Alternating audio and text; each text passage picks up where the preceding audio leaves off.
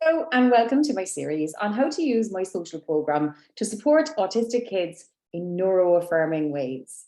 Throughout this series, I'll explain the many wonderful ways that my books can be used by parents, schools and professionals to enhance communication, understanding and empathy. Before we begin, autistic kids have their own communication style. It's well established that autistic people now have a communication style that's different to the neuroconformative style. Not less, not defective, just different. And this needs to be understood, explored, and supported. You're probably aware of the double empathy problem that we have when we're communicating with people across different neurotypes and indeed different cultures.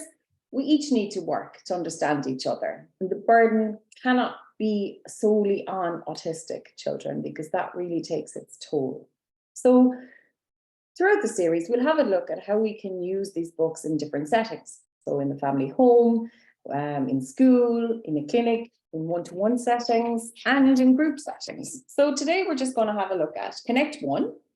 So if you're using this book, you'll know that there's a lovely little introduction to what being autistic means and why this book is so important and so relevant for autistic children right now. It's also important to note that there's no goals. We're not trying to measure an autistic child's development or anything like that. We're just exploring these ideas with the autistic child and also with their peers to give them a deeper understanding. And the expected outcomes would be things like enhancing communication across the neurotypes, having more empathy with each other, and working together to work through that barrier of double empathy. So in our first section, we talk about the different ways that people communicate. So we'd say some people use speech, some use their bodies, some use their speech and their bodies, some people type, some people use their hands, and people can use a mix of all these too. So straight away, we are placing all types of communication on the same level. We're not saying speech is more important than any of the other ones, or that, that we should be working towards those goals. We communicate all the time in lots of different ways. Everyone can talk and everyone has important things to share. And everybody, of course, can express themselves, and everybody has lots of exciting things that they want to share with the other people in their lives. So we just do it in many different ways. Some people think that we can only talk in one way, and that's a very silly idea. Unfortunately, that idea is what surrounds autistic children a lot of the time. So here we're letting the autistic child know that communication comes in many different forms. There's no wrong way to communicate. And we're going to explore then with the child a few questions. So can you think of other ways that people talk?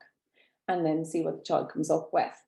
If they need some prompts or suggestions, we can ask another question like, can you see how many different ways that you can talk? So do you ever use your hands?